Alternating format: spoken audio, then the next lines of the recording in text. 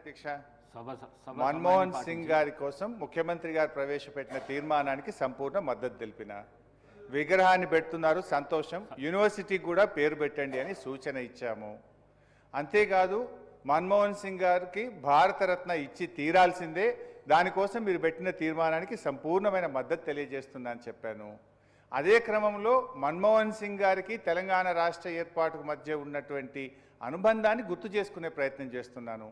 నిజానికి డాక్టర్ మన్మోహన్ సింగ్ గారితో పాటు ఒక అధికారిక సభలో కూడా పాల్గొనే అదృష్టం కూడా నాకు దొరికింది.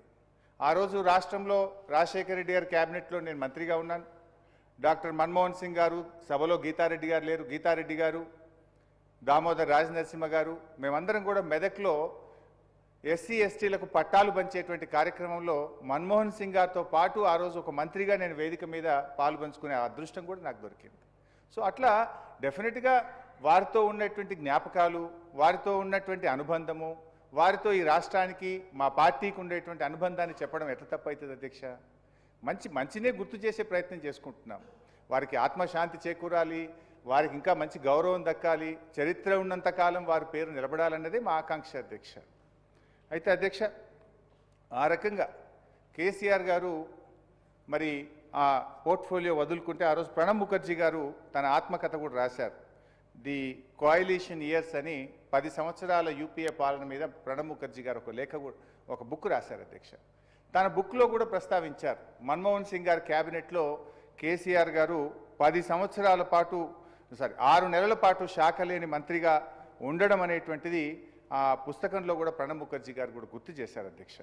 సరే, ఏది ఏమైనా అధ్యక్ష, మరి ఆనాటి యూపీఏ ప్రభుత్వం తెలంగాణ విషయంలో కామన్ మినిమం ప్రోగ్రాంలో పెట్టి నిర్ణయం తీసుకోవడంలో ఆలస్యమైతే మరి కేసీఆర్ గారు ప్రధానమంత్రిగా మన్మోహన్ సింగ్ గారి దగ్గరికి వెళ్ళి పట్టుబట్టారు.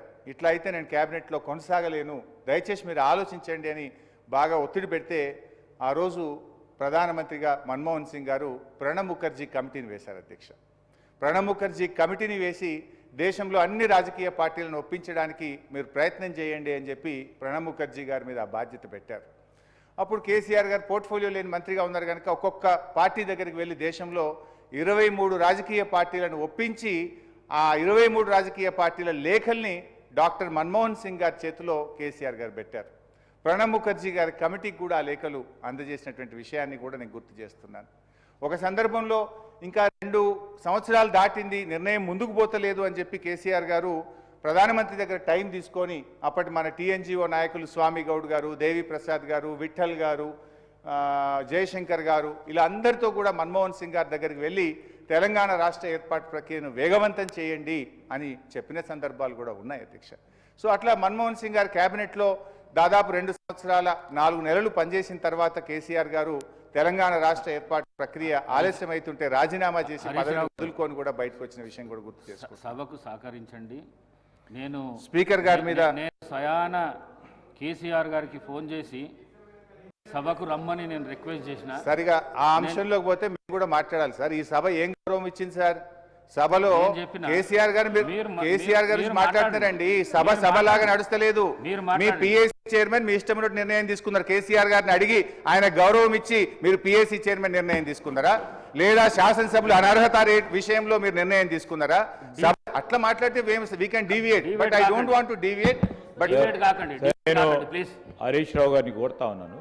ఇది ప్రధానంగా మాజీ ప్రధాని మన్మోహన్ సింగ్ గారి నివాళులు పలుకుతా ఉన్నాము.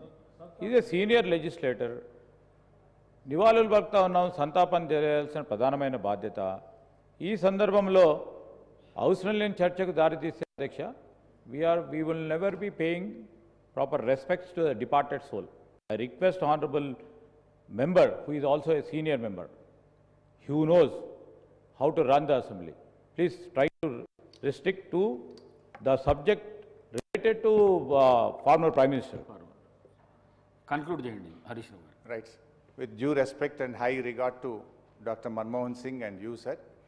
సో ఈరోజు తప్పకుండా బీఆర్ఎస్ పార్టీ తరఫున మన్మోహన్ సింగ్ గారికి ఘనమైనటువంటి నివాళులను అర్పిస్తూ వారికి విగ్రహం ఏర్పాటే కాదు, తప్పకుండా మన రాష్ట్రంలో స్కిల్ యూనివర్సిటీకి వారి పేరు పెట్టాలని, భారతరత్న కూడా వారికి ఇవ్వాలని కేంద్ర ప్రభుత్వాన్ని కూడా కోరుతూ, అదేవిధంగా పివి నరసింహారావు గారి ఖ్యాతి కూడా మరింత పెంచే విధంగా కేటీఆర్ గారు ప్రతిపాదించిన విధంగా ఈ తీర్మానంలో కేంద్ర ప్రభుత్వాన్ని ఢిల్లీలో కూడా పీవీ ఘాట్ ఏర్పాటు చేసే విధంగా ఈ తీర్మానంలో దాన్ని కూడా జతపరిచి కేంద్ర ప్రభుత్వాన్ని కోరాలని చెప్పి కోరుతూ మా డాక్టర్ మన్మోహన్ సింగ్ గారి ఆత్మశాంతి చేకూరాలని వారి కుటుంబ సభ్యులందరికీ బీఆర్ఎస్ పార్టీ తరఫున ప్రగాఢమైనటువంటి సానుభూతిని తెలియజేస్తూ ఈ అవకాశం ఇచ్చినందుకు ధన్యవాదాలు.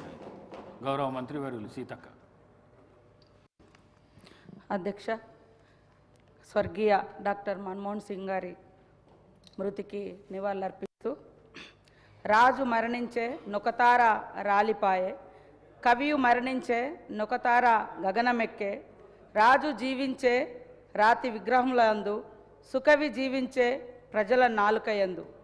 ఇది మన ప్రముఖ తెలుగు కవి గుర్రం జాషువా గారు అన్నటువంటి మాటలు స్పష్టంగా ఖచ్చితంగా మన డాక్టర్ మన్మోహన్ సింగ్ గారికి సరిపోతాయి అధ్యక్ష. వారు ఈరోజు మన మధ్య లేకపోయినా, భౌతికంగా లేకపోయినా, వారు ప్రవేశపెట్టినటువంటి అనేక గొప్ప సంస్కరణలు, పథకాలు ప్రజల గుండెల్లో సజీవంగా చిరకాలంగా నిలిచిపోతాయని తెలియజేస్తూ, మరి డాక్టర్ మన్మోహన్ సింగ్ గారు అంటేనే సంక్షేమ స్వాప్నికుడిగా ఆయన పేరు పదిలంగా ఉంటుంది అధ్యక్ష.